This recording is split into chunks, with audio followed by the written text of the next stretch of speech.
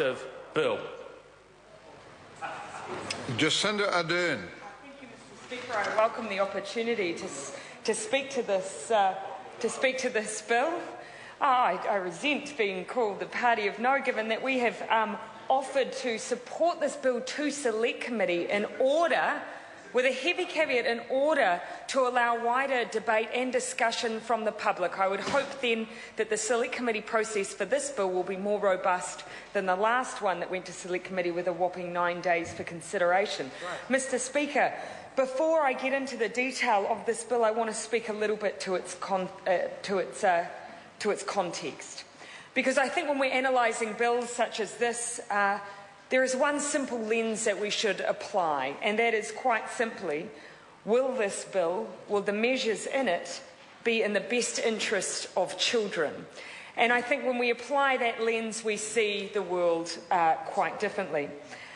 But I want to come from the starting point of the environment that we're working within currently, because I believe that some of the policy, some of the debates we've seen in this House, even some of the most recent welfare reforms, have not applied that lens to children. We have not been focusing heavily enough on children. And if we were, we would be probably focusing a bit more on mothers. Now, what do I mean by that? Bill English consistently comes into this House and talks about smoothing the sharp edges of recession. I want to add a counter statement to that. Women, and mothers in particular, are the shock absorbers of poverty and recession. Now, what do I mean by that? Well, unemployment currently in New Zealand is sitting at 6.7%. For women, it's 7.1%, and we're at one of our highest rates since the 1990s. They're overrepresented in statistics around joblessness and underemployment. They're overrepresented in our statistics around sole parents, and particularly those in receipt of government support. In fact, they represent over 80% of those reliant on government support. And in New Zealand, sole parents have one of the highest rates of unemployment in comparison to other OECD nations. By default, then, those women are more likely to live in poverty. And when we're talking about living in poverty, in real terms, that means things like eating less fruit and vegetables, sharing bedding arrangements with children, postponing doctor's visits for yourself in order to ensure your child can access the doctor, and less heating and poor quality housing. Women are the shock absorbers of the recession. Women are the shock absorbers of poverty. Now, why am I bringing that up in this current context? Well, a lot of the discussion that's been around parenting lately has been solely around women, particularly when it comes to welfare reforms. The discussion about teen parenting, the discussion about sole parents has predominantly been about women on the domestic purposes benefit. And I have two questions then, with that lens on around children. Are we genuinely improving the situation for women in New Zealand through some of the changes we've seen proposed by this government, or are we making it worse? Are we valuing the role of mothers currently in New Zealand, or are we playing up to preconceptions, negative stereotypes, and ultimately damaging the women who are caring for children in New Zealand? And finally, my final question, what about the dads? Now, I am tired about having conversations, whether it be in the context of child support, domestic purposes benefits, welfare, of assuming solely that we should only be talking about women. I don't believe in immaculate conception. Now, either the government does or it's ignoring reality. Now, I do want to add a caveat here. I am, of course, not talking about all fathers or all fathers involved in a separation or who are not have direct full-time custody of their children. There are many out there who are working damn hard to do their best by their kids, even if they are not the constant custodian of them. I'm not talking about them. But if the government wants to have a real debate, let's talk about dads who have run away from their responsibilities. Because this is not just about single mums who are still around, it's about the people who leave. And that would be a genuine debate if that was brought into the frame, but it hasn't. But let's be clear, why am I talking about this group of women? Because this bill will have a very heavy impact on parents who find themselves in a sole parent situation where they are reliant on government support. Now, why am I flagging that? Because IRD figures seem to suggest that a high proportion of the IRD payments that are being collected are being held onto because another parent is the custodian, is receiving government support. Let's look at some of those figures. As at 31 December 2011, there are 141,913 custodians, registered custodians with IRD. So where IRD was managing an arrangement.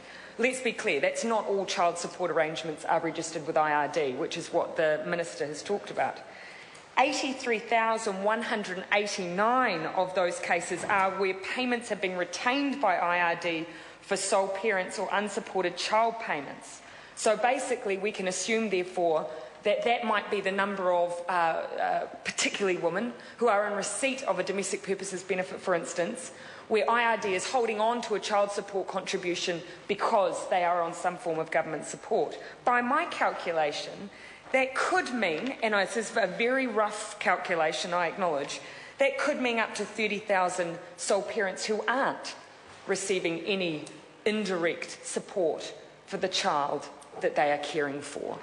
Now, in my mind, we should be talking more about that figure in this debate. There are a couple of other issues that I hope we'll hear discussed in Select Committee. The first of those, how can we encourage more parents to show accountability to their children and responsibility? And could this bill have any role in doing that? There's been some discussion in overseas jurisdictions, for instance, around whether or not parents have a more direct involvement in their children and the upbringing of their children if they're the non-custodial parent, if they are paying directly to the other parent. At the moment, we have IRD sitting there in the middle. Is that creating a disincentive, a lack of connection between the other parent and the custodian parent, and therefore a lack of accountability? I think it's a fair question for us to discuss at Select Committee. Secondly, what about our arrangements in terms of overseas payment? We have reciprocal agreements which allow us to collect payments for some overseas jurisdictions, but we've already discussed in Select Committee where those are falling down, and are they adequate? In particular, for Australia, where a large part of our non-payment tends to reside. I think a discussion needs to be had over that. But coming back to the bill itself and remembering our lens, that is the lens of children, and secondly, also the role of mums. The Families Commission has said, in the extensive work that it's done in this area, and I know Rajan Prasad is likely to pick up on this in more detail, that the outcomes for parents who have arrangements outside of our IRD are generally found to be more satisfactory by both parents. Now, that might be self-evident because, for instance, payments tend to be higher when they're not enforced by IRD and outside. For instance, there seems to be a difference of $433 per month as a median payment versus $241 for IRD-based payments. Also, IRD arrangements tend to have less contact than those that are set up as private arrangements. At Select Committee, I would like us to have more discussion about why it is that those IRD arrangements have such a high level of dissatisfaction amongst both parents. And I want to hear from parents on that. In particular, I want to hear about those primary custodians, and I know that will mean, by and large, we'll be hearing from a lot of mums, but I want to hear from dads also. I want to hear about people's view of the per-child payment decreasing once we go beyond a multiple of one, which is something that David Clark has raised with me, and whether or not this is fair. Can we assume strict economies of scale when it comes to the distinct needs of children? I want to hear from parents on that. Overall, though, we need to keep in mind that although care arrangements may have changed in the modern day, actually when it comes to working arrangements, particularly for sole parents, they've gotten worse. We cannot assume that because a sole parent has, for instance, 60% of the care arrangement, the care responsibilities, they're then able to automatically top up their 40% remaining time with an appropriately flexible part-time job. That is not realistic. We must look at the realities, and I look forward to hearing from the public on this bill. Holly Walker.